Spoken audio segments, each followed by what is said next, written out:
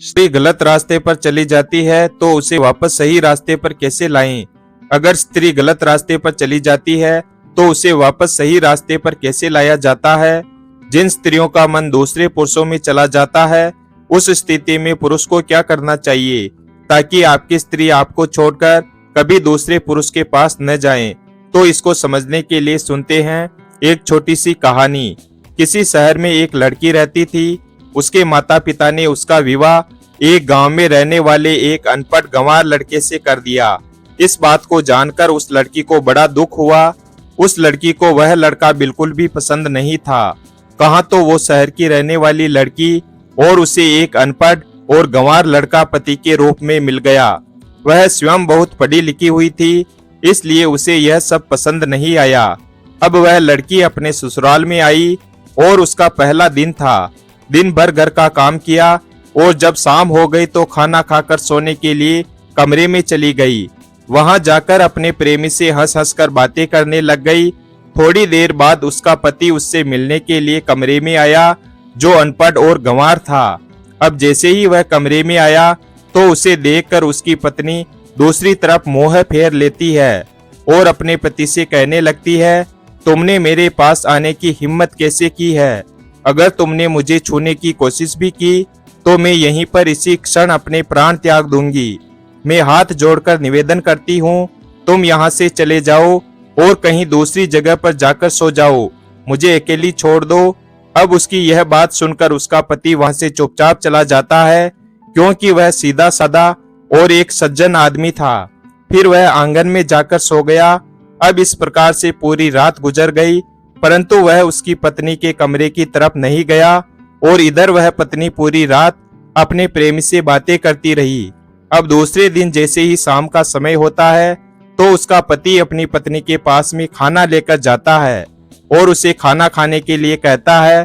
तब उसकी पत्नी खाना खाने लगती है और कहती है, तुम यह बताओ कि कल रात यहाँ से जाने के बाद कहाँ सोए थे? तुम जहाँ सोए थे चुपचाप वहां जाकर सो जाओ, और रही मेरी बात तो मैं अकेली ही सोना पसंद करती हूँ। तब उसके पति ने कहा, देखो प्रिय, परेशान होने की कोई जरूरत नहीं है, मैं तो सिर्फ तुम्हें खाना देने के लिए आया हूँ, तुम अकेली ही सो जाना, मैं यहाँ से जा रहा हूँ। यह कहकर उसका पति उसके कमरे से निकलकर आंगन में सोने के लिए चला जाता है। इधर उसकी पत्नी फिर से रात भर अपने प्रेमी से बातें करती रहती है। इस प्रकार से उस लड़की को अपने प्रेमी से बातें करते हुए कई दिन बीत जाते हैं। उसकी पत्नी उसे गंवार समझती थी। वह उसका पति एक फैक्ट्री में काम करता था। जब वह काम करके शाम को वापस घर लौटता तो लौटते समय वह अपनी पत्नी के लिए अनेक प्रकार के फल और मिठाइयां लेकर आता था, और इधर वह घमंडी पत्नी खाने की चीजें तो ले लेती थी, लेकिन उसे अपने पास एक मिनट भी बैठने नहीं देती थी। लेकिन घर के सभी लोग उसके साथ अच्छा बर्ताव करते थे। उस लड़की की सासू माँ उसकी अच्छी तरह से देखभाल करती थी और अपने हाथों से भोजन बनाती थी, लेकिन वह घमंडी लड़की दिन रात बस अपने प्रेमी के ख्यालों में खोई रहती थी। उस लड़की की सासू माँ को यह सब पता था कि वह उसके बेटे से बात भी नहीं करती है और उसको पास में बैठने तक नहीं देती है।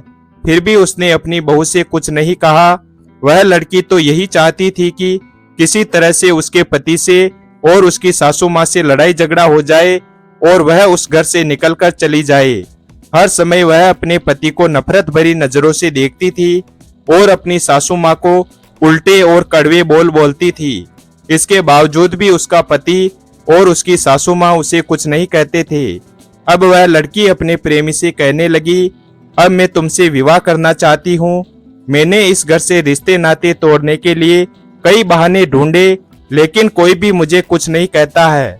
मैं तो दिन रात यही सोचती हूँ कि किसी बहाने इनसे लड़ाई झगड़ा हो जाए और इसी बहाने रिश्ता तोड़कर मैं हमेशा के लिए तुम्हारे पास चली आऊं, परंतु ऐसा कोई मौका ही नहीं मिल रहा है। अब तुम ही बताओ कि मैं तुम्हारे पास कैसे आऊं?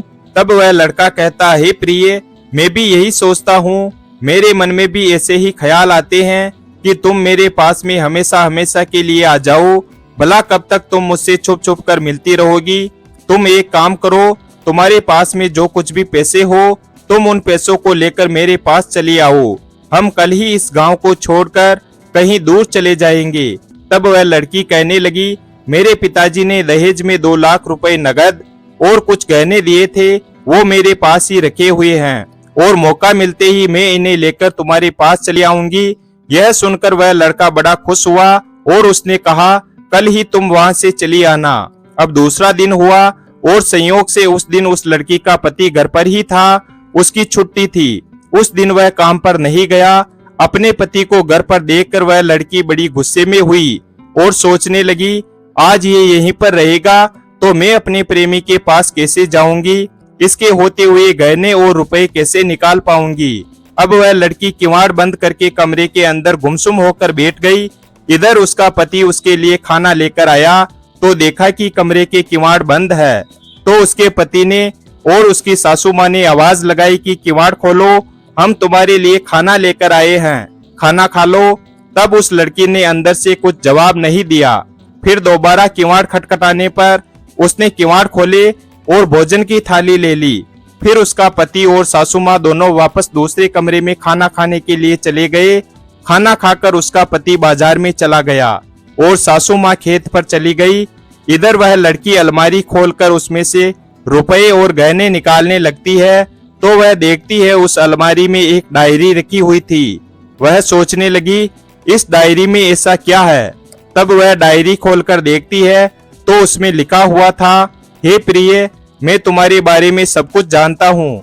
तुम्हारे पिताजी ने मुझे सब कुछ पहले से ही बता दिया था।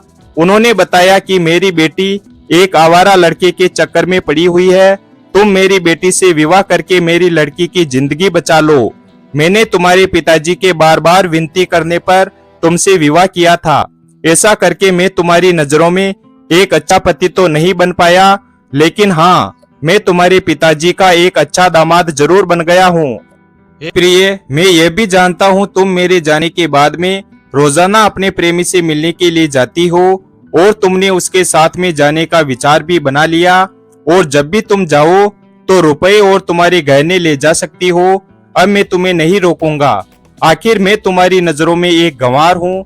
अब मैं तुम्हें यहाँ कैद करके और नहीं रखना चाहता।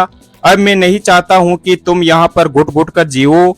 मैंने तलाक के कागज तैयार करवाकर अपने हस्ताक्षर करके इसी डायरी में रख दिए हैं।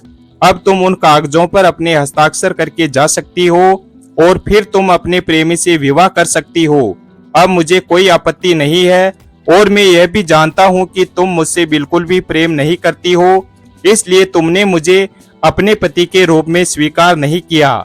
मैं चाहता तो तुम्हारे साथ में जबरदस्ती भी कर सकता था, क्योंकि तुम मेरी पत्नी हो और मुझे कौन रोक सकता था। लेकिन मैं तुम्हारे प्रेम को अपनी मजबूरी नहीं बनाना चाहता।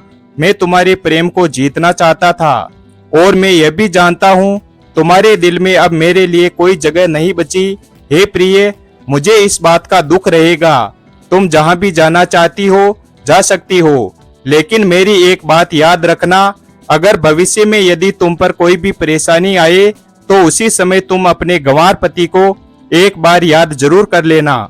मैं तुम्हारी किसी भी परिस्थिति में साथ देने के लिए तैयार हूँ। उस डायरी में लिखी हुई बातों को पढ़कर उस लड़की की आंखों में आंसू आ गए और उसके दिल में अपने पति के प्रति प्रेम जाग उठा। अब वह लड़की अपने पति के बारे में सोचने लगी कि मेरा पति तो मुझे इतना चाहता है कि मेरी खुशी के लिए उसने इतना बड़ा त्याग किया। मेरे पिता की इज्जत के लिए और मेरे लिए वह सब कुछ हंसते हंसते बर्दाश्त करता रहा। आखिर कितना बड़ा हृदय है उसका।